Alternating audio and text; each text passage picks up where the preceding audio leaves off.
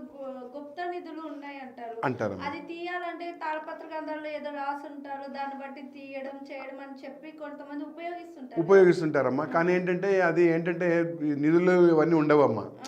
అదేంటంటే పుణ్యేర సౌలభ్యత అసలు నిజంగా గుప్త నిధులు, గుప్త అనేది అది ఉండదమ్మా. సంఖ్య బిందెలు ఇలాంటివి ఏమి ఉండవా? ఉండదమ్మా. అదేంటంటే కొంతమంది ఉంటాయి అంటారు కానీ మా ఆర్కియాలజికల్ రిపోర్ట్స్ ప్రకారం అయితే మాకేం లభ్యం కాలేదు. మాకంతా సాహిత్యం లిటరేచరే. ఆధ్యాత్మిక పరంగా, దైవపరంగా మంత్రోపదేశమైనటువంటి యొక్క వీటున్నాయి. అమ్మవారి యొక్క స్తోత్ర కదంబాలు, మళ్ళీ దండకాలు, రగడలు ఇవి దొరికాయి తప్ప ఆ అతుచ మంత్రాలకు సంబంధించిన ఎప్పుడు దొరకలేదు. అయితే నిధులు ఉంటాయని అంటారు కానీ మేము వాటి జోలికి వెళ్ళాము. మేము కేవలం సాహిత్యం పరంగా ఉన్న కుటుంబం మాది. ఆ ఫ్యామిలీ నుంచి వచ్చిన వాళ్ళం మేము. శ్రీనాథ కవిసార్వముడు వంశీకులము. అక్కడి నుంచి వచ్చిన వాళ్ళం కాబట్టి మాకు ఆధ్యాత్మిక పరంగా ఉన్నటువంటి తాళపత్ర గ్రంథాలే చరిత్రకు తెలియనివి. ఇప్పుడు ఎంతోమంది మహానుభావులు సేకరించారు. అయితే నేను సేకరించిన వాటిలలో చరిత్రకు తెలియని కవులు, తెలుగు కవులు, చరిత్రకు తెలియని సంస్కృత పండితులు, చరిత్రకు తెలియని ఆయుర్వేద వైద్య విద్వానులు వ్రాయబడినటువంటి ఒక గ్రంథాలు నాకు లభ్యమై కావడం నా అదృష్టంగా భావిస్తున్నాను. అది మనకు చెడుగా ఉపయోగం అనేది అది అసంభవం, తప్పు కూడా అమ్మ.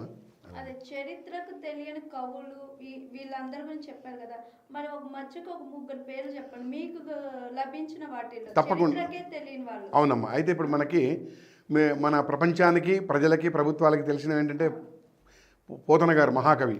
ఆయన భాగవతం రచించారు.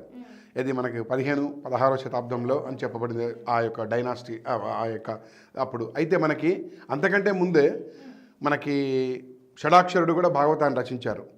ఎవ్వరు దేవతా విభులు, ఎవ్వరు మాయామదాపహారులున్, ఎవ్వరు మన్మదాంతకులు, ఎవ్వరు బ్రహ్మ శిరోహరుల్ శివుల్, ఎవ్వరు కాలమర్ధనులు, ఎవ్వరు మృత్యు వినాశకనుల్, ఎవ్వరు నీవే కాక ప్రభులేరి కరస్థల స్వామి శంకర అనే మకుటంతోని అది మన భాగవతాన్ని ఆయన కూడా వ్రాయబడినట్టు ఉంటుంది. అది మాకు తాళపత్ర గ్రంథాల ద్వారా, అంటే ఆయన 13వ శతాబ్దంలో రాసింది కాకుండా మళ్ళీ లేఖకులు రాశారు. ఇప్పుడు పూర్వకాలంలో ఎవరైతే గొప్ప కవులు రాస్తారో అవి కొంతకాలమే ఉంటుంది. తాళపత్ర గ్రంథం ఒక 300 సంవత్సరాలు, 282 సంవత్సరాలు ఉంటుంది. తర్వాత మళ్ళీ లేఖకులు రాస్తారు. అది లభ్యం కావడం, పోతన గారి కంటే ముందు కవి లభ్యం కావడం మా అదృష్టం. అంతేకాకుండా మళ్ళీ శరభాంకుల వారు, మనకు 2వ ప్రతాపరుద్రుడు, కాకతీయుల కాలం, కాకతీయ డైనాసిటీ చాలా గొప్పది.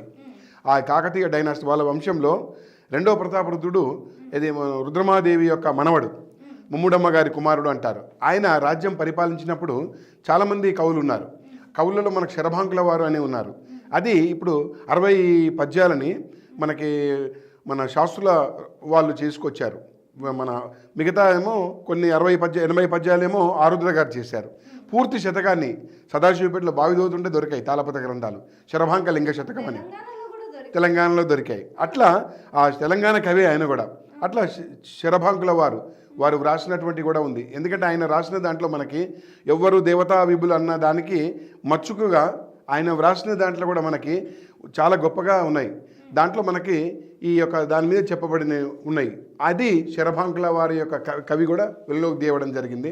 అంతేకాకుండా మనకి మడుపతి నాగయ్య, ఆయన 15వ శతాబ్ది, 15-16వ శతాబ్ది. ఇప్పుడు ఆయన వ్రాసినటువంటి తాళపత్ర గ్రంథాలు కూడా ముద్రణకు సిద్ధంగా పెట్టాను, పరిష్కరించి పెట్టాను. ఎందుకంటే అప్పుడు గ్రాంధిక భాష ఉంది తెలుగులో. తెలుగు ఏంటంటే 4 రకాలుగా ఉన్నాయి. ఇప్పుడు ఆంధ్ర, తెలంగాణ, రాయలసీమ ఎట్లయితే మన తెలుగు గొప్పది, తెలుగులో అట్లా ప్రాచీన కాలంలో కూడా మనకి ఈ యొక్క భాషలో మార్పు వచ్చింది గ్రాంధిక భాష నుంచి. అట్లా తెలుగు భాషలో చక్కగా అర్థమయ్యేటట్టు అది ఇప్పుడు ద్విపద కావ్యం ఈ 3 కవులు రాసినటువంటి పరిష్కరించి పెట్టానమ్మా. అదే చరిత్రకు తెలియదమ్మా. అయితే శరభాంకుల వారు మాత్రం మన వావిల రామశాస్త్రులు అండ్ సన్స్ వాళ్ళు ఒక 60 పద్యాలు చేశారు. మిగతా 80 పద్యాలు, 20 పద్యాలు సమగ్ర ఆంధ్ర సాహిత్యాన్ని రచించిన అది ఆరుద్ర గారు చేశారు.